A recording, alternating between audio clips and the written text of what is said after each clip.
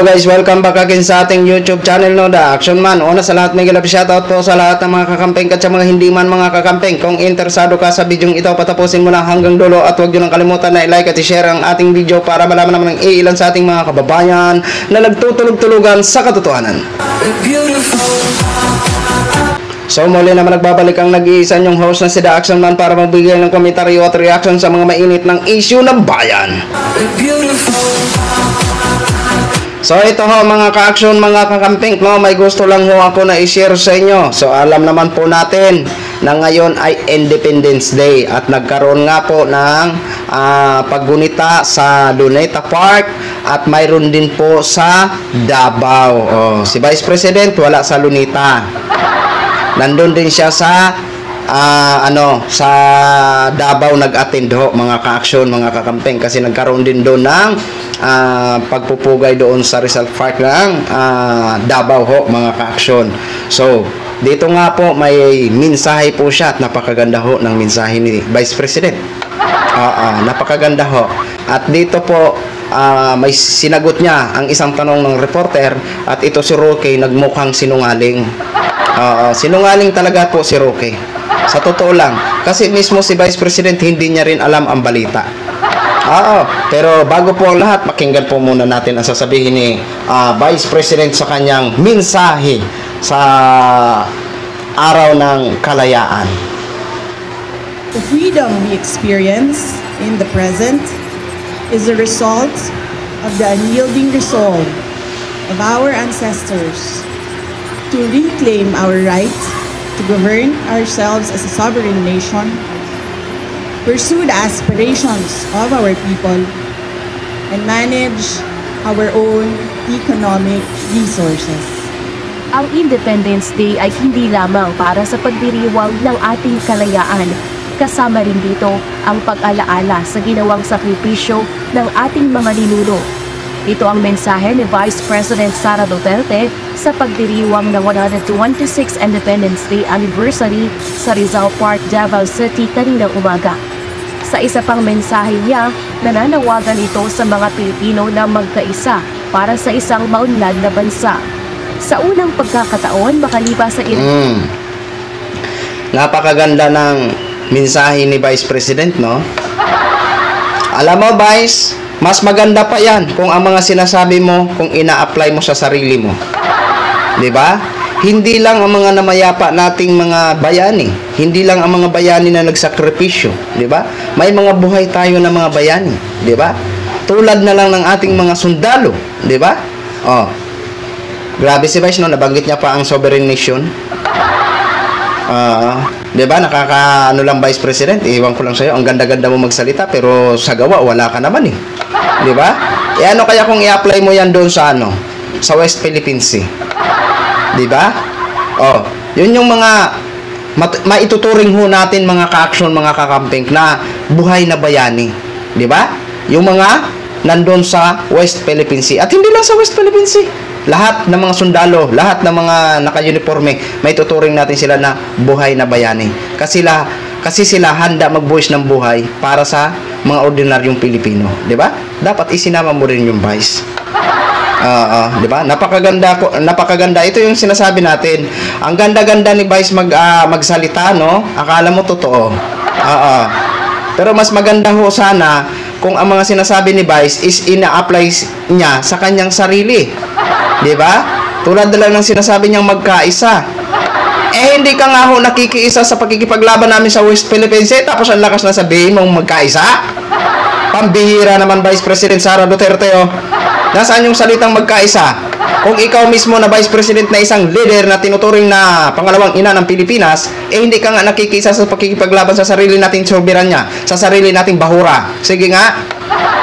Di ba? Kung gusto mo magkaisa, simulan mo sa sarili mo, Vice.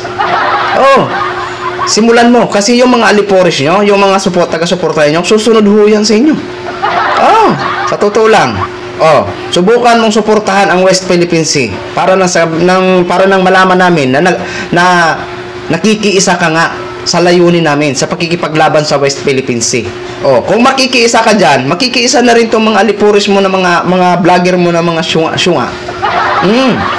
Susunod at susunod yan. Kaso ang problema, puro ka lang magkaisa, panawagan mo na magkaisa, halos mabingi na kami sa kapaulit-ulit mong magkaisa tayo, paano magkaisa kung ikaw mismo hindi nakikiisa sa amin? Diba? Na instead ipaglaban mo, nakasama ka namin sa pagkikipaglaban dyan sa West Philippines, italiwas pa, no comment ka pa palagi. At ang problema pa, pagdating kay Pastor Apollo Kibuloy, ang bilis mong mag-comment. Pero sa mahalagang issue na dapat namin mapakinggan bilang ikaw pangalawang ina ng Pilipinas, wala, no comment. Tapos ngayon, ang sarap mong sabihin magkaisa, di wow. Ilang linggo, muling nagpakita sa publiko si VP Sara matapos mapaulat na nagkasakit ito. Sa Facebook post ng kapatid nitong si Congressman Paulo Pulo Duterte noong May 31, binati nito si VP Sara ng happy birthday at get well soon. Hindi direktang sinagot ni VP Sara kung nagkasakit siya, pero tiniyak ito sa publiko na maayos na ang kanyang kalagayan. Well, I'm okay. So, yes. Maraming salamat sa birthday greetings. Dili na ko maisa-isa ang ako ang pasalamat sa tanan nga nag-greet o birthday greetings o ang ilahang mga wishes sa maayong panglawas. And I am happy to be here in Davao City, and I wish all the Baweños, unang-una, kalma lang ta, ikaduha, Happy Independence Day sa inyong tanan. Tingnan nyo na. Kapag sarili niya ang tinatanong, marami siyang sinasabi. Ambos interview yan. Ambos interview ang tawag dyan. Di ba? Pero pag personal na issue sa Pilipinas, mabilis lang yan. No comment. No comment.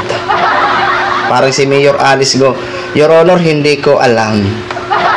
Sa kanya naman, no comment. No comment. Pansin-pansin naman na bagya itong pumayat kumpara noong nakalipas na buwan. Nang tanungin naman kung may alam ito sa napapaulat na suspensyon ng kanyang kapatid na si Davao City Mayor Baste Duterte, ito ang kanyang tugon. Wala ko'y nahibalaan na information about suspension ni Mayor Baste Duterte. Kung doon na may ingana nga papel or document na suspension niya, hulaton na lang nato, no, and let us wait kung unsa ang mga legal actions ni Mayor Baste Duterte. Samantala, di ba? Ano ka ngayon, Roque? Si Baste, sinasabihan ka ng chismis lang yan. Tapos ito naman si Vice, hindi niya alam ang regarding sa balita na yan. Di ba? Kasi nga ho, ang nagkalat niyan si Roque. Si Roque ay galing ang source na sususpindin daw ito si Mayor Baste. Di ba? Ang laki mong tao, laki ding sinungaling pala si Harry Roque, no?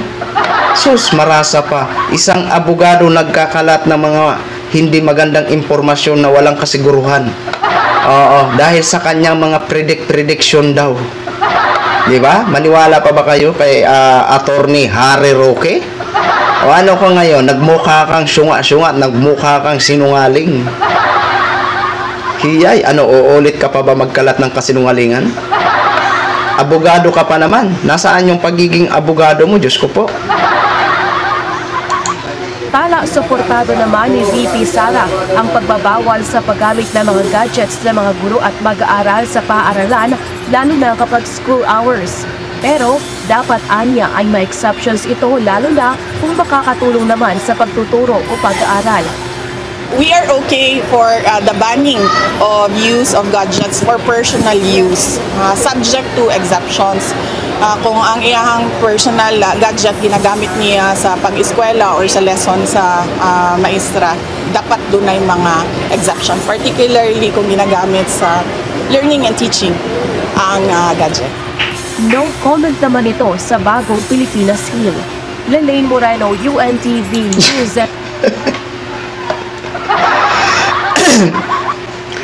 No comment naman. No comment naman siya sa bagong Pilipinas. So, ibig sabihin, hindi niya naman siguro nagustuhan yung bagong Pilipinas na dagdag na kanta ngayon. Kaya no comment naman siya sa bagong sing. Diyos ko po. Ay, nako, kayo na lang ang humusga dyan kay Vice President. Oy. Yun lang, i-share ko lang ho sa inyo mga kaksyon, mga kakamping, no? So maraming salamat po sa ating mga viewers, Luzon, Visayas at Mindanao all over the world. Ako po ang inyong lingkod, si The Action Man. Have a good day, everyone. Beautiful.